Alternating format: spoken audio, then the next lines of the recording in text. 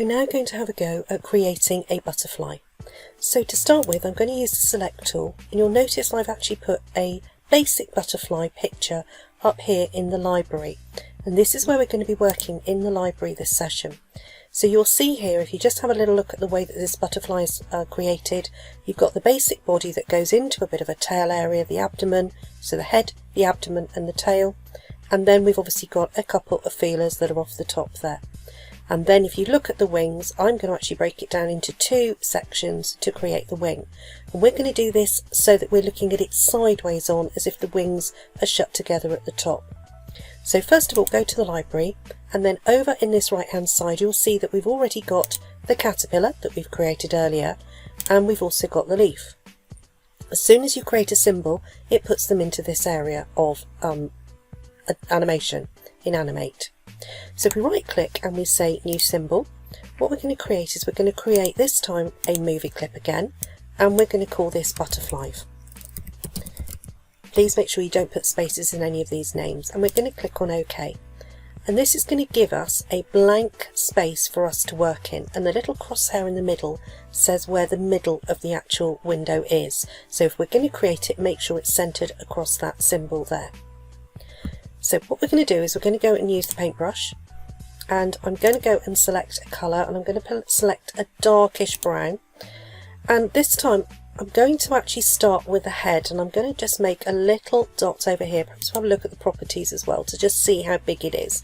Okay, so I'm going to start with a head there, and then what I'm going to want to do is to create a body. So I'm just going to start to create, and it doesn't matter how roughly this is, and that will give me the rough idea of the body, and it smooths itself up as we create it. And I am just going to have a little play for a moment. Remember, this is called the fluid brush tool, and we've got lots of different options in here. We've got the size of the brush, which you don't actually see quite as well, and I'm just going to demo how this works. We've got curve smoothing, roundness and angle, a taper on it, and as I start drawing, what it does is it tapers off the end. So if we're drawing around in a lovely little shape, it does some amazing little effects. So I'm just going to Control Z to take those back. What I want to do is I'm going to take the size down a little bit here, and it's all a little bit of trial and error. I want to try and get that end of the tail here. So let's go back to about here. Notice how it's tapering it. Now I'm going to go back and pick my normal brush and just sort of merge that in a little bit, like so, so that makes my little tail. Perhaps that's not quite as perfect as I want it to be. There we go. Just so that we've got a little bit of an idea about what that body's going to look like. Okay, but do have a play with that different tool. I'll just take that just back to there. Right, so we've now got the body. Please make sure you name the layer at the bottom here, and we'll call that one body, and hit enter on it, and then I'm going to lock it. I don't want it changed after that. So now what we want to do is we now want to draw the wings. So we're going to go back and use the pencil tool. So I'm going to click on the pencil tool, and I want a stroke colour of black, so that's what the stroke colour is here. But I want the stroke size to be about 3, and again in the properties you can change the stroke size here. So I want that to be a stroke size of 3. And I'm going to start to draw the actual wings here.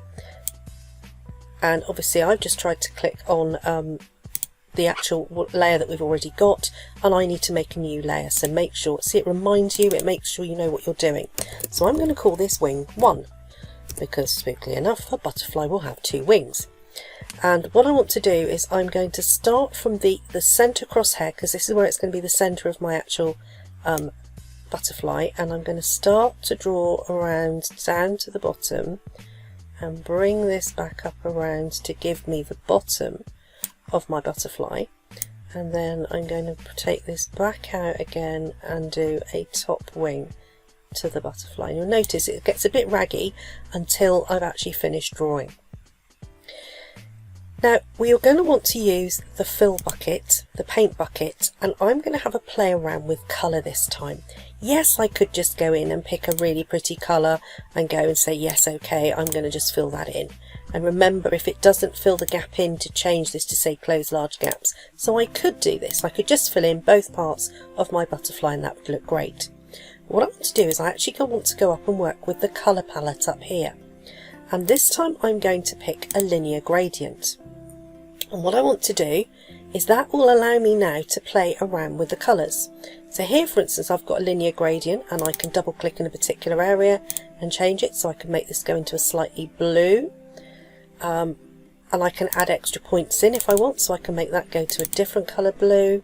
I could make it go through a bit of a shading, change where that works, so that takes that right the way back down into there. And the nice thing about this is if I now fill, what it will do is it will start where I click it, and I can turn it up the other way, so I can click and drag, so I can make that go in a slightly different viewpoint, okay, which does make this look really, really amazing. So wherever I start it, that's where it's going to finish. And I can also go back into that fill, so let's go back up into this colour palette here, and I could make that actually a radial gradient, which means it goes from the centre out. So the way that that one works is it's now going to come up with a start at one end, and as you drag back it will now pull that in from a different corner. So again, this will create a really effective way of working. Now while you're in this palette, if you like that particular gradient that you've created, click on add to swatches, and then when you go back in the swatches, there it will be down at the bottom. So this is another way of actually creating the colours that you're going to want to use. And we haven't played with gradients before, but this is a really cool way of working with gradients. So now we have got a wing. Let's go back to the select tool, and what I'm going to do is I'm going to highlight the whole thing. Remember, I've locked the other layer, the body layer, so now I've only selected the wing. I'm now going to right click on it, and I'm going to convert it to a symbol, again a movie clip, and call it wing. And that's great because we've now got a wing that we can work with. Now we've got one wing here, and then we should have a second wing. So the nice thing here is we can duplicate that layer and make a second wing.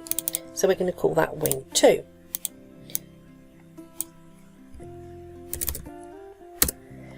The only problem we've got at the moment is if we just look down the bottom here, we've got a body and then we've got 2 wings on the same side, which isn't how a butterfly works. The wings would be one on one side of the body and the other one on the other. So what I will just do here is drag that top wing and take it down below the body.